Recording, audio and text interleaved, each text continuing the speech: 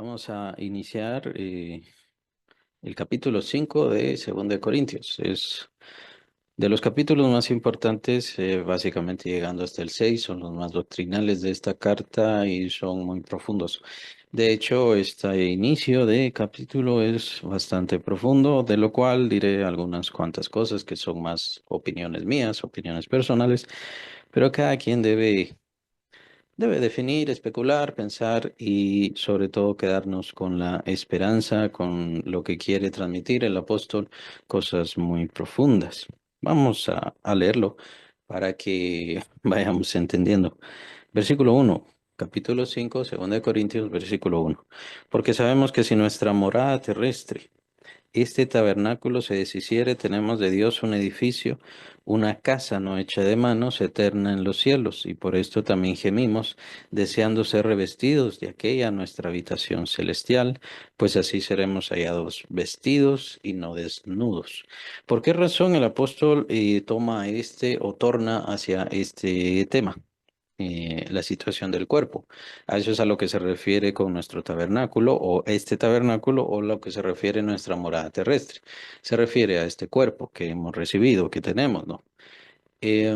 Creo que es por los versículos anteriores del capítulo 4, específicamente el versículo 16. Por tanto no desmayamos, 4:16 estoy leyendo ahora, por tanto no desmayamos antes, aunque nuestro hombre exterior se va desgastando. ¿A qué se refiere ahí? Se refiere al cuerpo.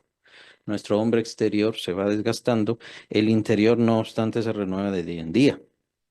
Esta leve tribulación momentánea produce en nosotros un cada vez más excelente y eterno peso de gloria. Esto es interno, es en nuestro espíritu y a lo que mencionaba al final del capítulo 13 el apóstol, de que nos vamos pareciendo o transformando en la imagen del Señor Jesucristo. Pero esta leve tribulación momentánea produce en nosotros un cada vez más excelente y eterno peso de gloria.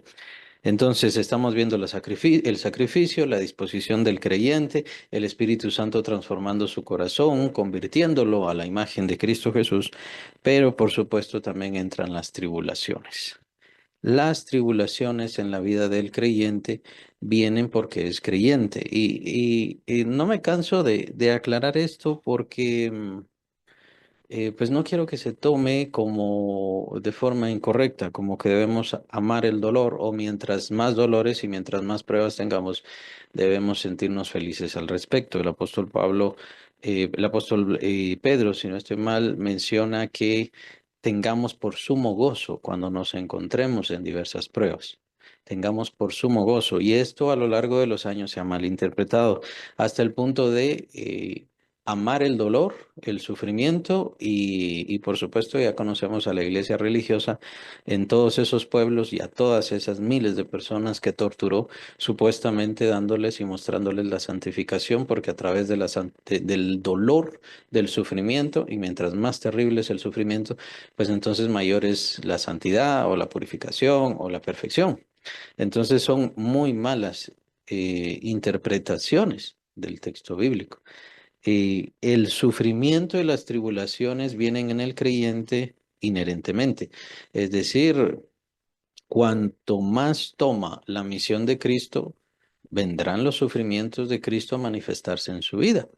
Esto es así. Por supuesto, la vida y la condición que tenemos ahora es una condición de sufrimiento. Siempre tenemos sufrimiento. Los hijos vienen a sufrir a esta tierra. Los padres, pues, sufren, los abuelos sufren, los niños sufren, sin importar qué edad se tenga. Siempre es la condición del sufrimiento que tiene el ser humano en este mundo debido al dolor, debido a las enfermedades, debido a la muerte, debido a la muerte de nuestros seres queridos, etcétera. Siempre hay sufrimiento. La condición que tenemos en esta vida es una condición de sufrimiento. Es parte de todo este imperio de la muerte que ha establecido el demonio. Esto lo vemos en el capítulo 2 de Hebreos. Nunca fue la condición o el deseo de Dios que el mundo fuera de esta manera. Esto fue a causa del pecado, a causa de la maldad humana, a causa de la caída, a causa del desinterés del ser humano. Y mientras más se aleje el ser humano de Dios, por supuesto, más dolor vendrá a su vida. Ahora, ¿por qué un creyente tiene que sufrir o por qué a un creyente le vienen sufrimientos? Porque está pareciéndose a Cristo. Y eso ya lo vimos la semana pasada. La vida de Cristo se empieza a manifestar en su vida, pero para que se manifieste la vida de Cristo tiene que manifestarse la muerte de Cristo. Entonces, las tribulaciones son necesarias, pero porque son inherentes en la vida del creyente. Entonces, Dios torna todo este sufrimiento en algo bueno. Todas las cosas ayudan a bien a los que aman a Dios. Lo encontramos en el capítulo 8 de Romanos. Entonces, el sufrimiento es inherente, pero también es necesario. Dios lo vuelve necesario para nuestro provecho y para nuestro beneficio. Dios no nos deja ser tentados más allá de lo que podamos resistir. Y con esto yo entiendo que también tiene que ver los sufrimientos, los dolores. Si Dios me permite este sufrimiento o algún otro sufrimiento, pues es porque Él sabe que yo puedo resistirlo. Más bien, Él está conmigo y me dará ese empuje y me dará esa fuerza para que yo entienda que Él está conmigo y que está guardando mi vida. Es decir, los sufrimientos son de las mejores ocasiones que tenemos. No voy a decir la mejor, pero por lo mismo, es de las mejores ocasiones que tenemos para conocer y entender que Dios está ahí con nosotros.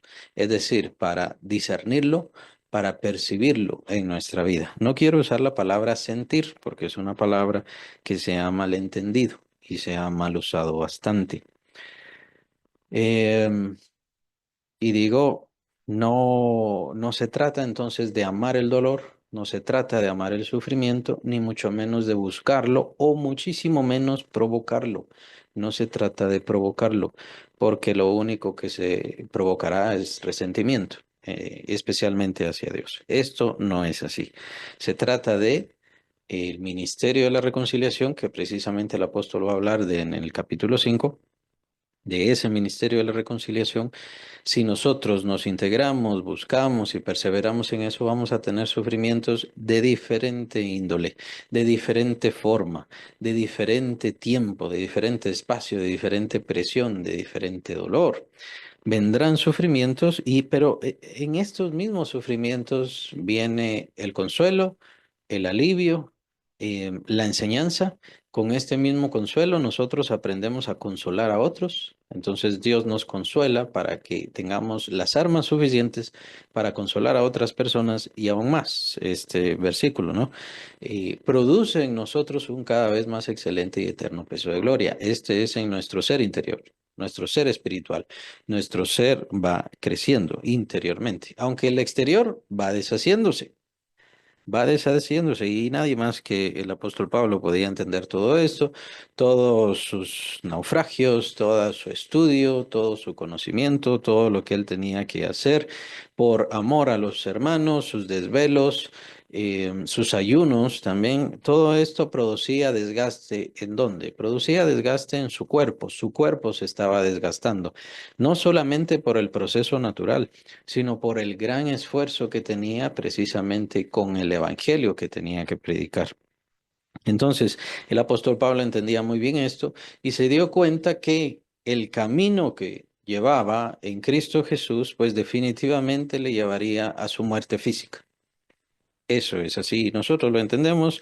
El Señor se lo dijo precisamente a los apóstoles, con la misma copa con el mismo bautismo que yo voy a ser bautizado, ustedes también serán bautizados. La copa que yo voy a beber, ustedes la van a beber, solo que no en este momento, sino será más adelante. Entonces, el camino de Cristo al final sí nos lleva hacia la destrucción del cuerpo. Cualquiera podría decir, bueno, entonces, ¿por qué lo voy a hacer?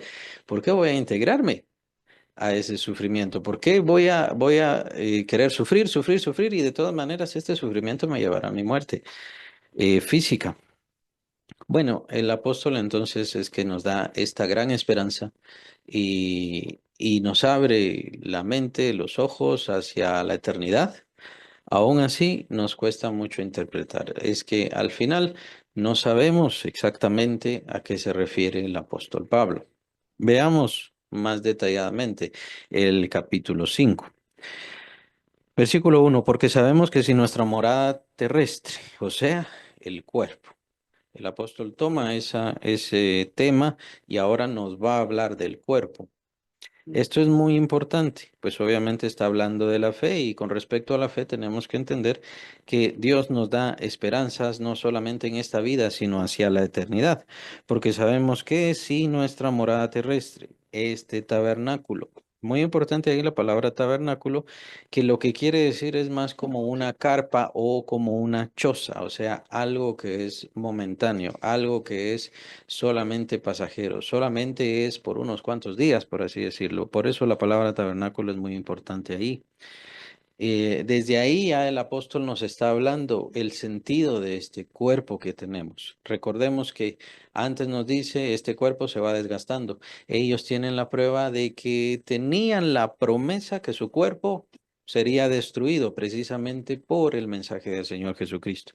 Debido a que ellos eran heraldos y testigos, entonces ellos iban a padecer el mismo sufrimiento. Y como eran testigos, de la misma resurrección del Señor Jesucristo, el precio de todo esto, el precio de toda esta gloria, el precio de toda esta gran revelación, así como la revelación del apóstol Pablo, era por supuesto que moriría en nombre del Señor Jesucristo. Ahora, esto es un privilegio. Por supuesto, nosotros humanamente lo vemos como un sufrimiento, como una especie de costo, precisamente por todo lo que habían recibido, pero en realidad, y esta es también la visión apostólica, pues es un privilegio. Morir por Cristo, morir defendiendo el nombre de Cristo, es un gran privilegio para cualquier creyente, pero a eso no entra el apóstol Pablo en este momento.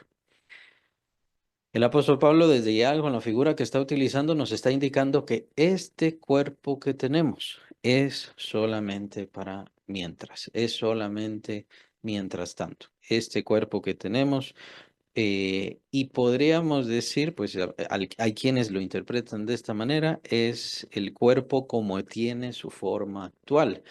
No es un cuerpo al cual nosotros debamos aferrarnos. Es por eso lo ilógico de las personas que no conocen a Cristo, que se dedican a su cuerpo, a los placeres de su cuerpo, a lo que les indica su cuerpo. Y ese es el gran problema. Los creyentes seguimos con nuestro cuerpo, pero ahora nosotros tenemos el espíritu y ya no debemos satisfacer los deseos de la carne, de lo cual menciona el apóstol Pablo abundantemente en Gálatas. Este cuerpo es un tabernáculo, es decir, es una carpa. Estamos apenas habitando de forma pasajera. Este no es nuestro verdadero hogar, no es el cuerpo preparado específicamente por nosotros, por Dios, para nosotros, no es lo que Dios desea, no nos quiere tener en esta condición, no nos quiere tener de esta manera. Y ahí empiezan las esperanzas que nos da el apóstol Pablo. Este cuerpo es solamente momentáneo. Este cuerpo solamente es para una misión, para un propósito, hay un cumplimiento y debemos hacerlo en estos pocos años que tenemos sobre en este cuerpo, adentro de este tabernáculo tal y como está. Entonces, desde ahí empieza las visiones y las revelaciones. Las visiones entonces empiezan desde este símbolo, el tabernáculo.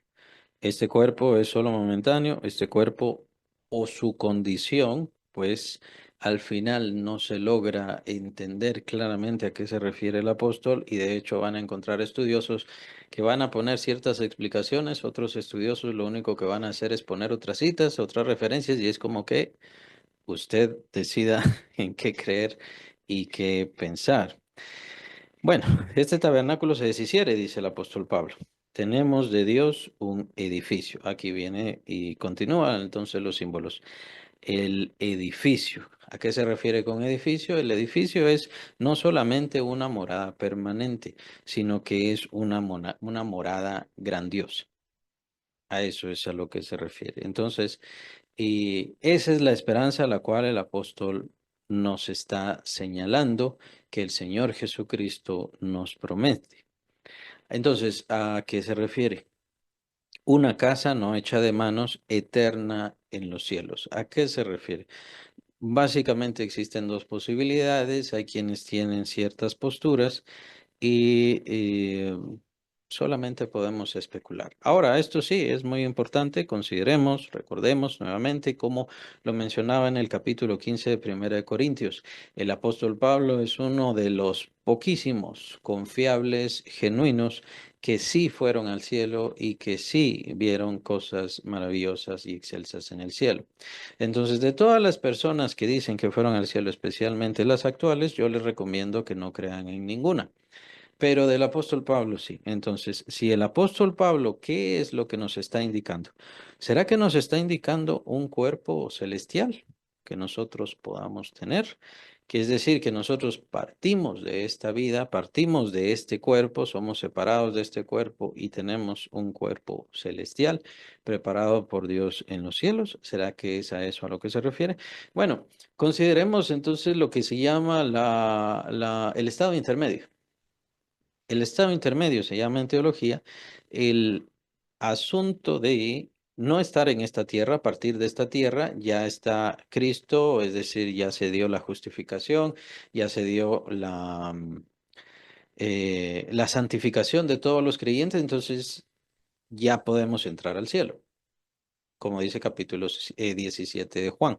Ese es el estado intermedio. Voy pues a hacer morada para vosotros, para que donde yo estoy, vosotros también estéis conmigo. Y es por eso que el apóstol Pablo dice, ausente del cuerpo, presente con el Señor. Entonces, mientras estamos en el cuerpo, estamos ausentes del Señor. Pero quisiéramos ya estar ausentes del cuerpo y entonces estar presentes con el Señor, que es el anhelo del apóstol Pablo.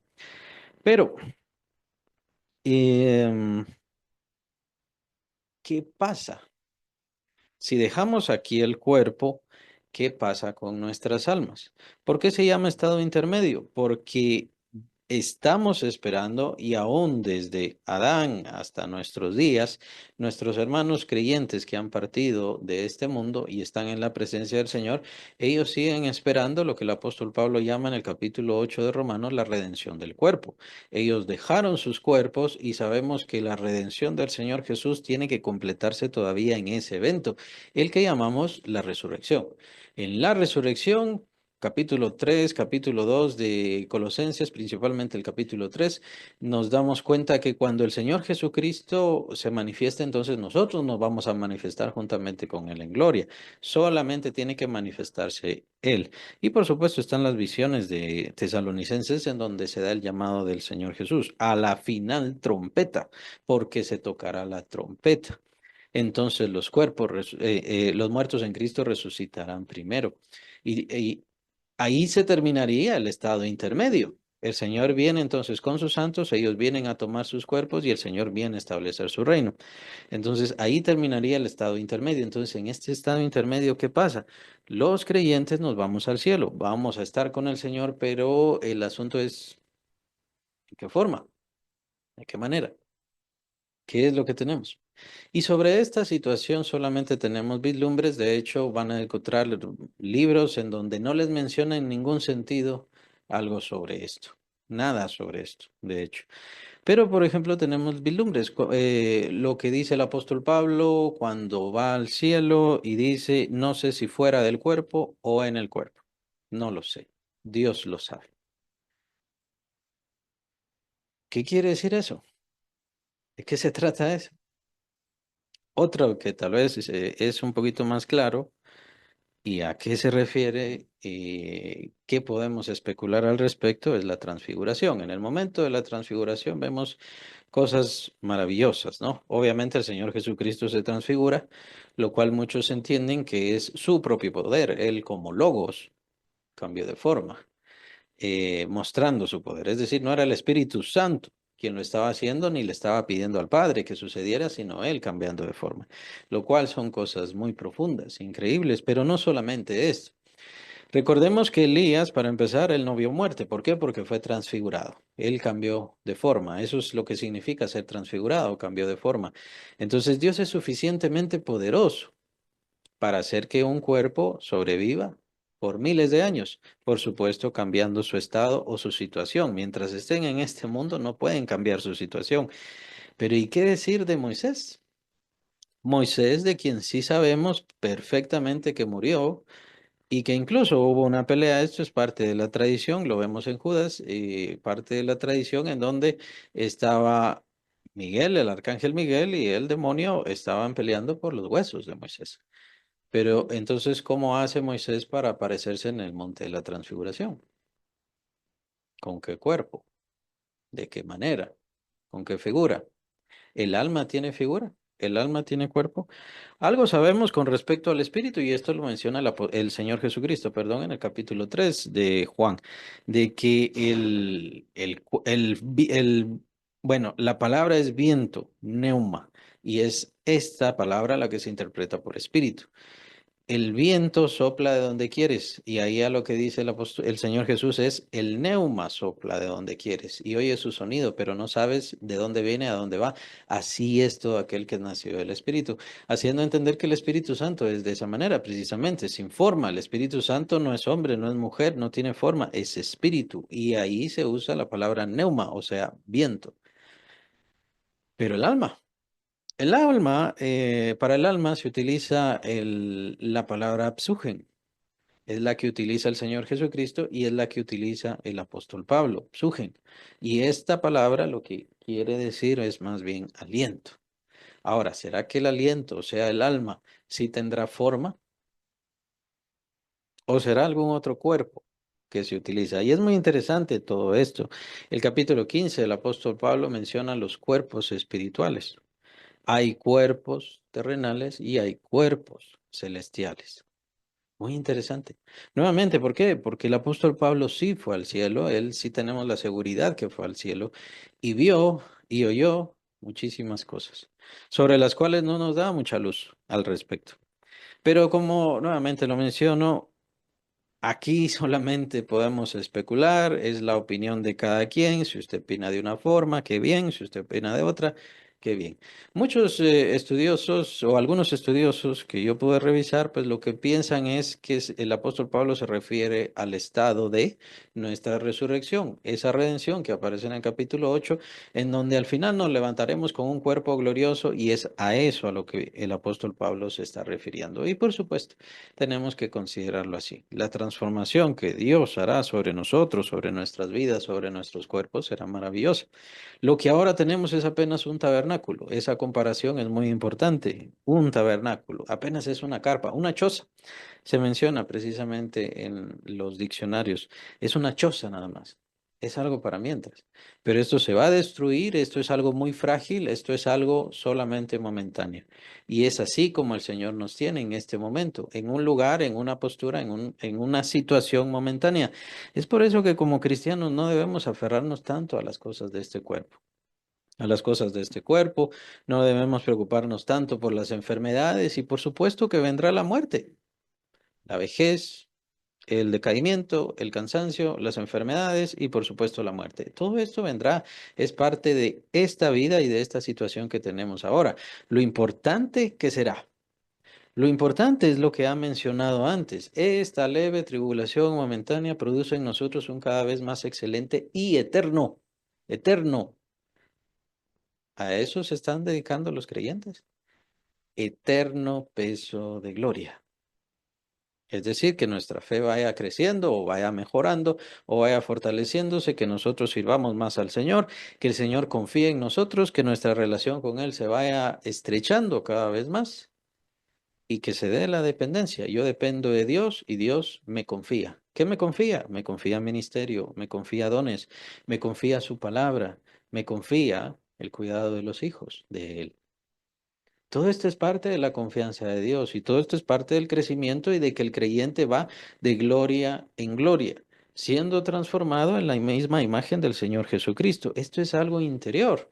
Ahora, ¿qué va a hacer el Señor con el cuerpo? ¿Qué va a hacer el Señor con esta morada, esta habitación que nosotros debemos tener? Pues por supuesto que nos dará un edificio. Por eso es la comparación tan importante. Un edificio, un lugar permanente, un lugar eterno. ¿Será este cuerpo? Por supuesto, estamos esperando esa redención, estamos esperando la resurrección y esa resurrección traerá una gloria eterna a nuestras vidas.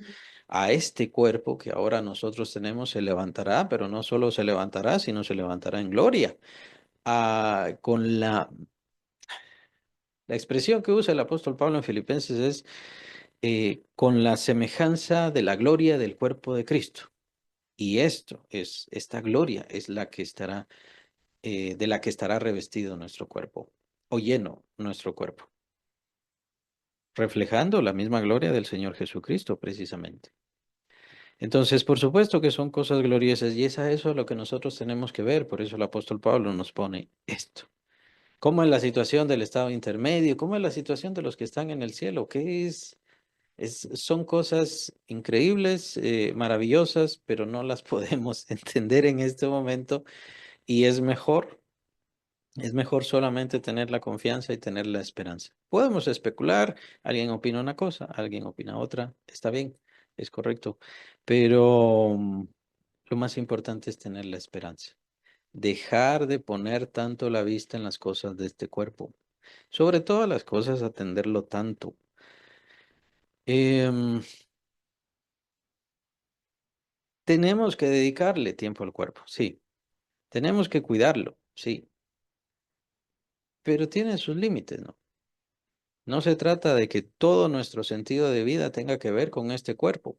Conseguir dinero, tener posesiones y hacer diferentes cosas mientras el alma permanece en esa oscuridad y en esas tinieblas que teníamos antes del Señor Jesucristo. El propósito es salir de todas esas tinieblas e ir desarrollándonos y creciendo sabiendo que esto es apenas algo momentáneo. No es permanente nuestra condición. Muy importante. Tiene enfermedades, tiene dolores, tiene una situación difícil, no es permanente y no será permanente. ¿Hay algún defecto, impedimento, discapacidad? No es permanente.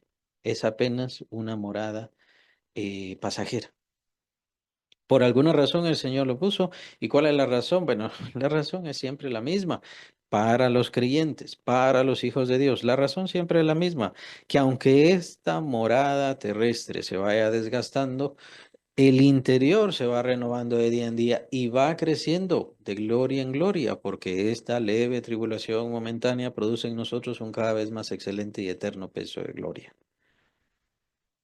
Nuevamente digo, no es que a Dios le guste el sufrimiento, simplemente usa la vida, la condición y la situación que tenemos actualmente, aunque no era su voluntad. Recordemos, desde el huerto del Edén, el propósito era que el hombre viviera para siempre, por supuesto, pero Él utiliza y está utilizando. Está utilizando nuestra condición, siendo muy imperfecta, precisamente para hacer su obra perfecta, maravillosa y gloriosa en nuestro interior. Por supuesto, tenemos que verlo esto por medio de la fe y con los ojos de la fe. Por esto también gemimos, deseando ser revestidos de aquella nuestra habitación celestial. Gemimos, quiere decir que tenemos ese anhelo, tenemos ese deseo, tenemos esa necesidad. Considerando la situación y condición del apóstol, bueno, tratemos de ver y de comparar la situación de los cristianos hoy. ¿Será que los cristianos de hoy gimen por eso? Por esa morada gloriosa, gimen porque el reino de Dios venga, ¿se recuerdan del Padre nuestro? Que la voluntad de Dios sea hecha en la tierra así como en el cielo. ¿Será que los creyentes actualmente gimen por eso? O sea, tienen ese anhelo. A eso es a lo que se refiere aquí, gemir. Se refiere a un anhelo, a una angustia, a una necesidad. Es a eso a lo que se refiere. ¿Será que tienen eso los creyentes? Creo que mucho de esto se ha perdido. ¿Y eso qué quiere decir? Quiere decir que la fe está fallando. Se están apartando de la fe. Y el creyente, bueno, si todavía siguen siéndolo, pero se están convirtiendo muy al mundo. Y hay muchos así, muchos así. Tienen la vista muy corta, se han apartado del propósito de Dios, no están peleando por esa morada gloriosa celestial y tampoco están peleando por ese reino glorioso celestial y maravilloso que el Señor Jesucristo traerá. No pelean por eso. ¿Por qué pelean? Pelean por sus vidas, por la satisfacción de su alma, por la satisfacción de sus pasiones y todo esto definitivamente es prueba de falta de fe. Prueba de falta de fe. Y bueno, sabemos obviamente por las profecías de que la iglesia al final de los tiempos se iba a convertir en esto. Y tal vez no se dieron cuenta los creyentes a lo largo de la historia qué tan mal se convertiría, pero ahora nosotros lo estamos viendo y todavía vemos. No vemos los juicios ya empezar a mostrarse, más bien vemos cada vez más pecado y pecado y pecado. El Señor Jesús tiene esta frase muy interesante hablando del el sentido profético que él tenía y sobre el ver el final de los tiempos. Dice, cuando venga el Hijo del Hombre, ¿encontrará fe en el mundo? ¿Todavía encontrará fe en el mundo? ¿Todavía encontrará quien lo esté esperando? ¿O será que la iglesia actualmente no es una iglesia que esté esperando, anhelando y luchando por ese Señor Jesucristo que traerá ese reino glorioso y que por supuesto no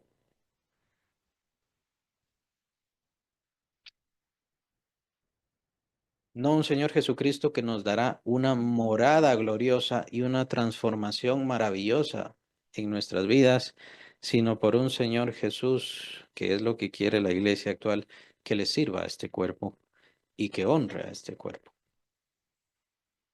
No hay un cambio. No hay una transformación y eso es muy peligroso. Es muy, muy peligroso.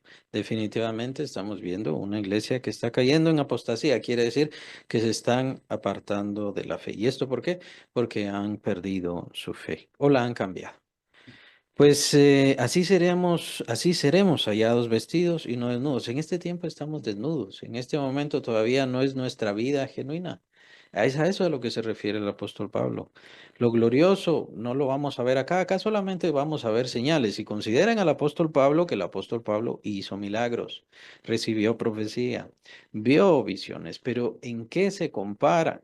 ¿En qué se puede comparar esta tierra y la condición y la situación de esta vida con la eternidad? Por supuesto, él mismo dice en Filipenses, yo no sé qué elegir, si que me quiten la vida y entonces estoy con el Señor, lo cual es muchísimo mejor. Por supuesto, alguien que vio el cielo, alguien que vio la gloria de Cristo, alguien que le ha servido y que tiene toda seguridad de encontrarse en amor con el Señor Jesucristo, por supuesto que ya no quiere nada que ver con este mundo. Y así era el apóstol Pablo.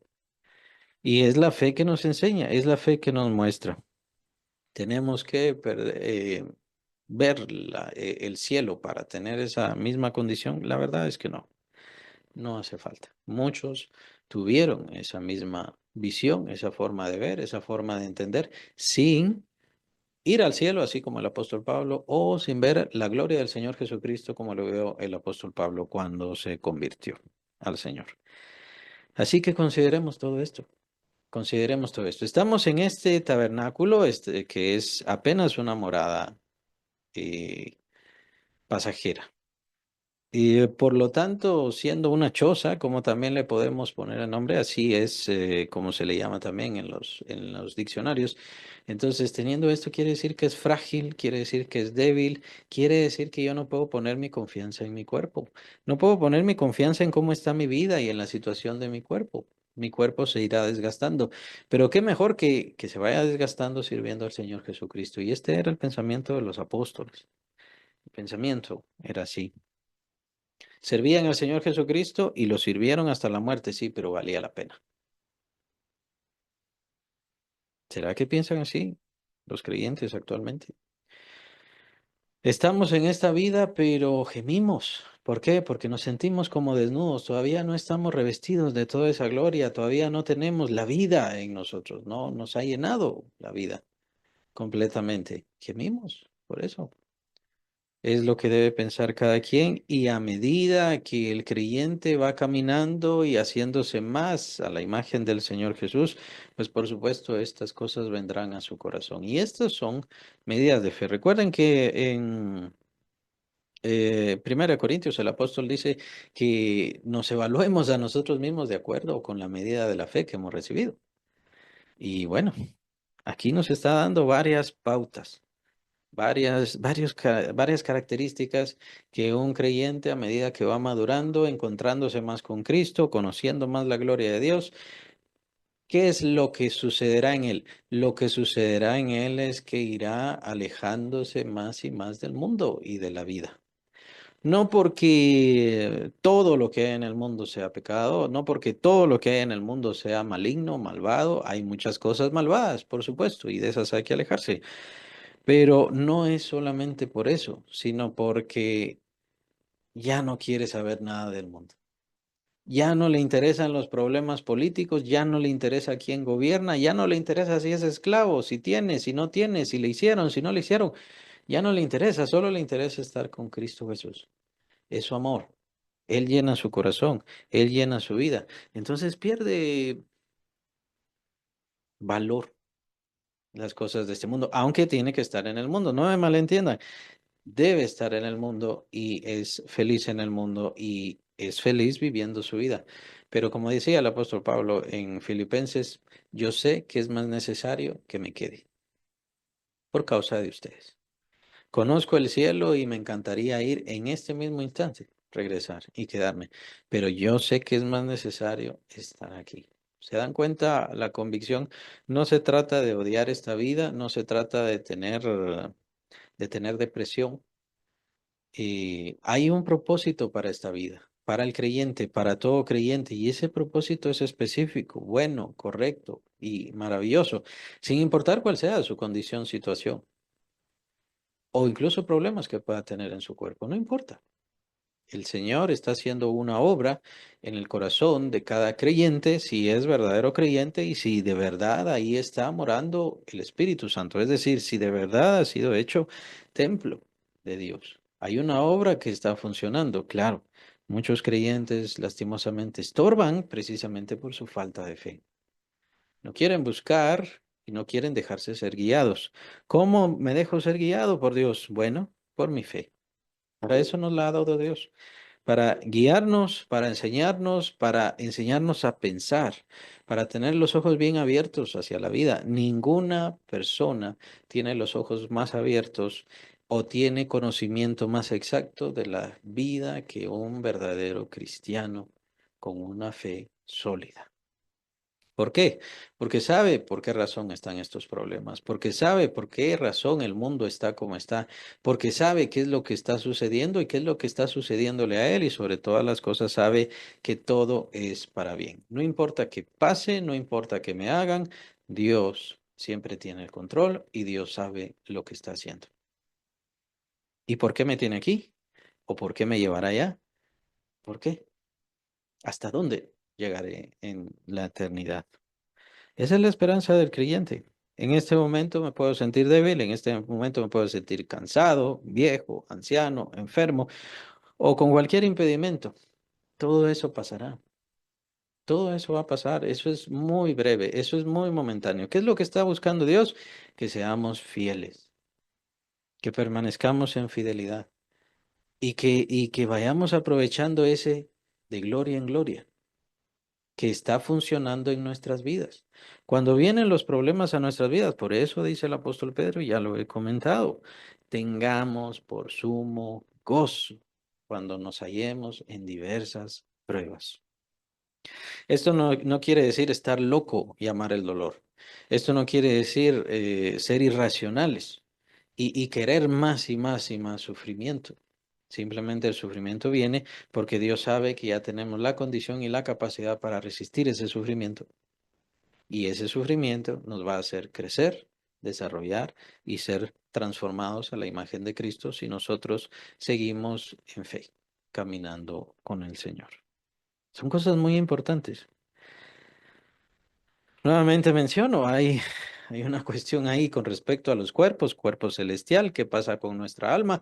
¿Qué pasa con nuestra alma cuando llegamos a su presencia? Al final no lo sabemos, pero lo que sí sabemos es que tenemos una certeza de fe, una seguridad absoluta en el Señor, que Él ha preparado un lugar especial para nosotros cuando lleguemos a la gloria en ese estado intermedio, en lo que estamos esperando y todos nuestros hermanos en Cristo están en este momento todavía esperando ese momento glorioso cuando este cuerpo sea transformado precisamente a la semejanza del cuerpo de la gloria de Cristo Jesús.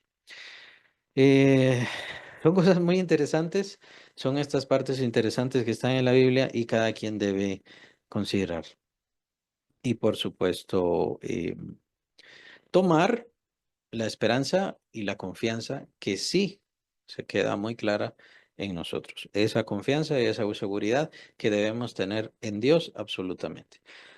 Consideren al rey David. El rey David no conocía nada sobre Cristo Jesús, aunque recibía profecía, pero él no sabía específicamente cómo sería la salvación, cómo sería la restauración, cómo sería la justificación y todas estas cosas. Pero él confiaba en Dios. Él confiaba en Dios. Incluso él en profecía menciona que él iba a descender a Sheol también y que todos descenderíamos a Sheol. Dice el rey David, por supuesto, ¿no? Cuando descendamos al Sheol, pero él tenía confianza en Dios, que su obra era perfecta y que él sabía lo que iba a hacer al final. Y por supuesto sabemos que su obra es perfecta, aunque no la conozcamos, aunque no entendamos el proceso, sabemos que la obra de Dios siempre es perfecta y siempre es para bien, para todos los que le aman. Dios tiene buenos planes para sus hijos, planes de bien, planes correctos. Pero hay que ser fiel. ¿Fiel en qué? Fiel en la fe, en la confianza en Dios, en la seguridad en Él, en que lo que Él está haciendo es lo mejor. Esto es precisamente lo que vendrá a ser probado en el tiempo del juicio, ya que se mencionaron las situaciones escatológicas o las situaciones del final de los tiempos. Esto es lo que vendrá a ser probado en cuanto a los creyentes, o lo que se menciona en Apocalipsis. Esta es la paciencia de los santos. Los santos van a resistir toda esa prueba, toda esa dificultad, sabiendo que en ellos está produciéndose esto, este cada vez más eterno peso de gloria. Depende de cada quien y cada quien será probado en ese tiempo, cuando suceda. Son cosas muy interesantes, aunque aquí no estamos viendo en este momento escatología, pero son cosas muy importantes a señalar, pues son cosas eternas. Versículo 4, porque asimismo los que estamos en este tabernáculo gemimos con angustia. Ahí está. Gemimos con angustia. Nos dolemos, nos afligimos, porque no quisiéramos ser desnudados, sino revestidos para que lo mortal sea absorbido por la vida. Y esa es la condición de un creyente que ha madurado, por supuesto, que está viendo hacia el más allá. Está esperando ese tiempo glorioso de levantarse por el poder de la palabra de nuestro Salvador y por la manifestación de su luz gloriosa. Entonces nosotros nos levantaremos y es hacia eso lo que debe gemir un creyente, ¿verdad? Muy interesante, muy interesante. Estas son un poquito más cuestiones de fe y es difícil de explicar. Por eso es una revelación muy profunda. A lo que me refiero es, consideren que el apóstol Pablo sanaba enfermos, consideren que el apóstol Pablo vio muchos milagros, consideren que el apóstol Pablo le llamaba a la carne en el nombre del Señor Jesús y por supuesto los paralíticos se levantaban, los ciegos veían y diferentes cosas increíbles, maravillosas. Pero el gemir del apóstol Pablo, o sea, el anhelo del apóstol Pablo no era que las personas se sanaran en ese momento. No me malentiendan, no quiero decir de que él no oraba porque las personas se sanaran o que sea malo orar por la sanidad. Todo lo contrario, es bueno, es correcto y está la promesa. Pero el anhelo mayor que nosotros debemos estar esperando es el tiempo de la resurrección. Es el momento de la resurrección donde todo se va a cumplir, donde todo se hará. Y el tiempo de la muerte, de la partida de nuestros seres queridos, no es un tiempo de ruina, de destrucción o de mal. Es algo que ha sido permitido por Dios. Es cierto que vino por el pecado. La muerte siempre viene por el pecado, al igual que la enfermedad, y es algo netamente malo, por supuesto. Pero Dios permite esto para que nuestra esperanza vaya creciendo. Más o menos de esto nos menciona el escritor de Hebreos. El escritor de Hebreos menciona que hay quienes no recibieron la promesa esperando lo mejor, lo porvenir, la resurrección. Es decir, algo así como que hay quienes, eh, la palabra podría ser, se quedaron en paz sin esperar una sanidad, sabiendo y creyendo en la promesa de la resurrección. Al final es lo que también tiene que suceder. Pues al final, aunque yo he recibido sanidades, ustedes han recibido sanidades, de todas maneras llegará el momento en donde no. Y cuando llegue ese momento en donde no, entonces entra la otra esperanza, esta esperanza más profunda, la esperanza de esa eternidad, de que algún día esta persona, este ser querido, se va a levantar de entre los muertos, resplandecerá con el resplandor de Cristo Jesús y por supuesto será un tiempo glorioso, maravilloso, excelso, en donde toda la muerte será destruida y es a lo que se refiere aquí el apóstol Pablo. Mas el que nos hizo para esto mismo es Dios, quien nos ha dado las arras del Espíritu. Ya vamos a entrar a eso. Para que lo mortal sea absorbido por la vida. Esta es una vida muy especial, no se refiere a la vida o a que ahora nosotros no tengamos vida, sino que se refiere a la vida de Dios. Se refiere a lo que menciona el apóstol en Filipenses al final de esa carta también tan maravillosa, en donde nuestro cuerpo resplandecerá con la semejanza del resplandor del cuerpo de Cristo. O también capítulo 3 de Colosenses, un capítulo muy profundo, especialmente en sus primeros versículos. Nuestra vida está escondida con Cristo en Dios. Cuando Cristo se manifieste, entonces nosotros nos vamos a manifestar juntamente con Él en gloria. Entonces nuestra verdadera vida está escondida con Cristo en Dios.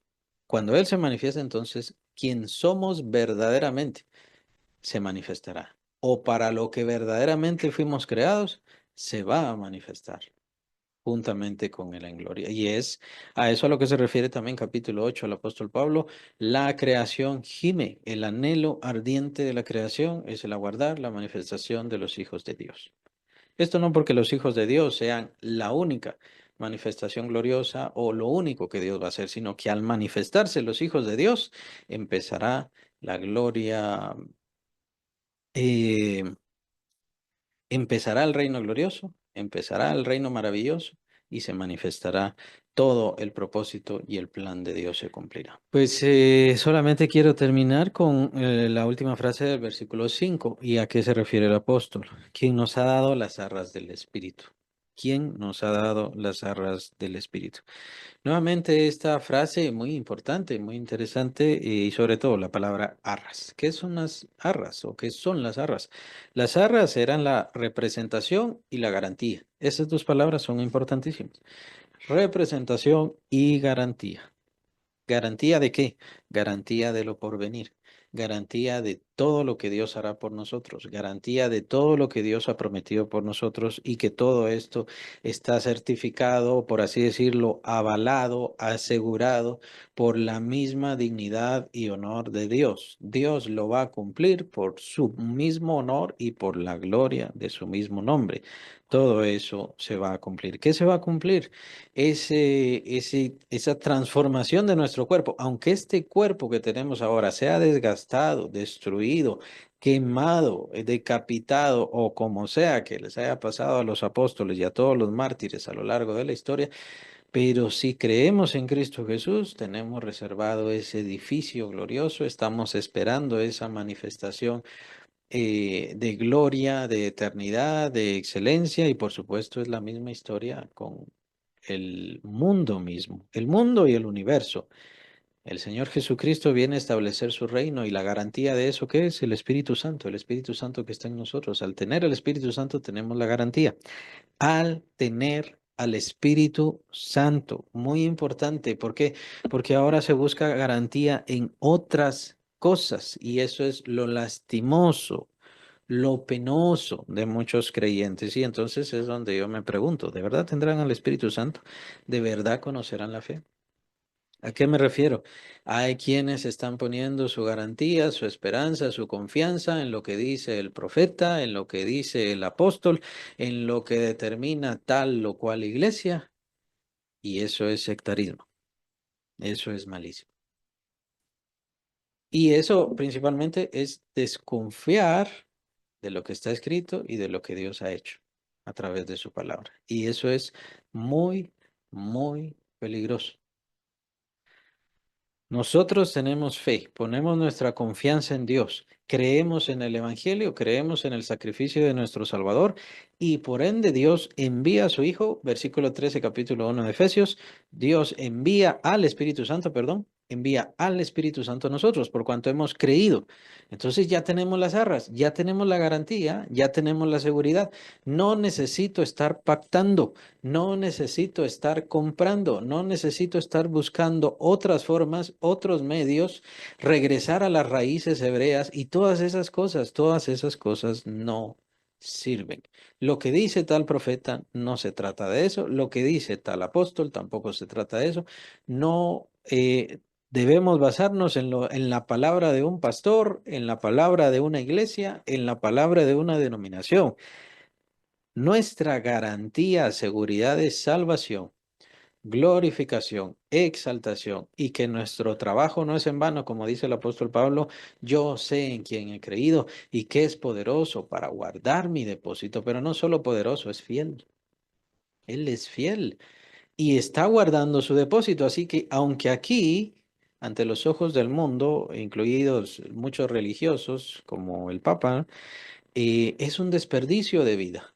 Entregarse a Cristo es un desperdicio de vida. ¿Y para qué entregarse a Cristo? Incluso para este cabeza de esa iglesia, lo que hizo Dios fue un desperdicio y la muerte de Cristo fue un desperdicio porque no tiene ni la menor idea para qué sirve. Al menos lo dice él. Pero para el apóstol Pablo no.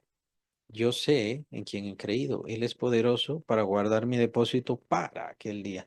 No importa cuánto tenga que esperar, no importa qué tanto esté trabajando, no importa que pierda en esta vida y no importa que pierda incluso mi misma vida.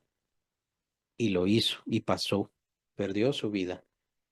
Pero él puso su confianza en Dios y él es poderoso para guardar ese tesoro. ¿Y qué seguridad, qué garantía tenemos de eso? El Espíritu Santo que hemos recibido. Es ahí donde debemos estar tomados y tomados de esa seguridad y de esa garantía que Dios nos ha dado, que por lo tanto todo lo que hagamos, todo lo que le sirvamos, todo lo que le entreguemos, tendrá su recompensa aquí y por supuesto en la eternidad, porque estamos haciendo ese depósito para la eternidad.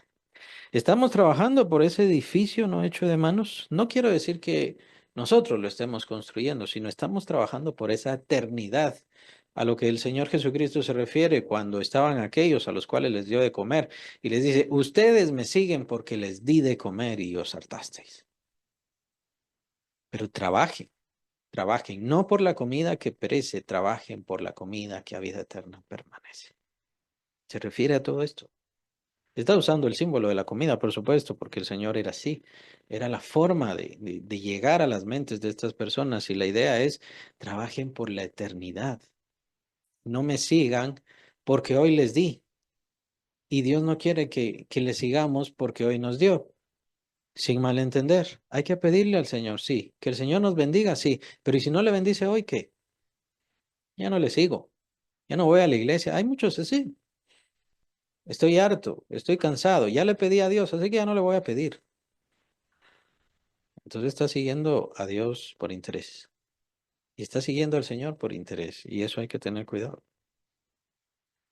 Trabajemos por la comida que a vida eterna permanece, o sea, por esa vida eterna, por esa vida gloriosa, excelsa, perfecta que el Señor nos ha prometido y nuestra garantía es tener al Espíritu Santo en nosotros, en nuestras vidas.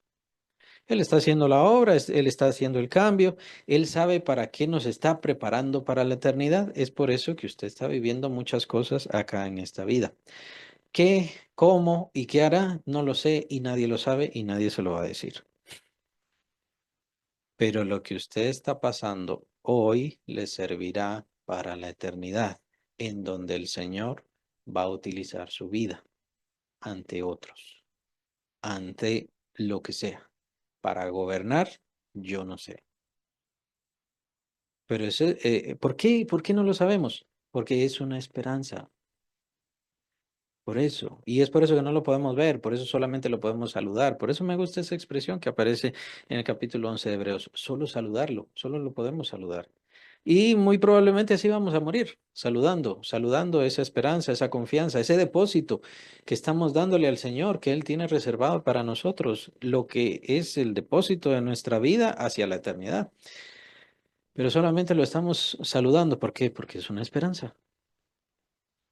Y la esperanza se trata de tenerla y abrazarla por medio de la fe, la confianza, la cual se va fortaleciendo por medio del Espíritu Santo, por medio de la palabra, por medio de nuestra relación con el Señor Jesucristo en nuestras vidas. ¿Estamos dispuestos a tener esa relación con el Señor Jesucristo? ¿Queremos tener esa relación con el Señor Jesucristo? Pues estemos dispuestos a que habrá contratiempos, habrá dificultades, habrá problemas, pero todo eso tendrá su propósito. El Señor quiere que cambiemos, que dejemos, que hagamos y que empecemos a ayudar a otras personas. ¿Y esto por qué? Porque tiene consecuencia en nuestro ser interior. Nuestro ser interior se va regenerando de día en día. El exterior se va destruyendo, pero el interior se va regenerando, va transformándose, va mejorando y por supuesto va cambiando de gloria en gloria. Vamos en ese crecimiento, ese es su principal objetivo, ese es su principal propósito, es en lo que debe pensar. Ya tiene el Espíritu Santo, su objetivo es ir de gloria en gloria, utilizándolo todo. La palabra del Señor, los ejercicios espirituales, la entrega a Él, el amor a Él, el servicio a Él y también el sufrimiento por la misión de Cristo Jesús, pues todo aquel que se compromete con la misión de Cristo va y debe sufrir. De hecho, también lo menciona el apóstol Pablo con respecto a la piedad. Dice, todos aquellos que quieran vivir piadosamente padecerán persecución, sufrimiento, dolor. Pero la vida del Señor Jesucristo empezará a manifestarse cada vez más y más en nuestras vidas. Esto, adelantándolo, no es inmediato. No será de un día para el otro, no será de una semana, no será de un año, será de bastante tiempo y de bastante esfuerzo, bastante entrega y un compromiso que no importa lo que me hagan, no importa lo que deje, no importa lo que pierda, seguiré buscando al Señor. Nuevamente aclaro, esto no quiere decir que no le pidamos al Señor cosas, el Señor es bueno, el Señor nos atiende, el Señor sabe lo que nosotros necesitamos antes de que se lo pidamos y aún así nos insta a que le pidamos, sí, y hay que pedirles bendición, hay que pedirle bendiciones. Eh, pero nuestro sentido y nuestro propósito es mucho mayor que nuestro cuerpo, que nuestra vida, que nuestro trabajo, que lo que tenemos, incluyendo la familia. Nuestro sentido es mucho más alto y mucho más glorioso y, por supuesto, eterno.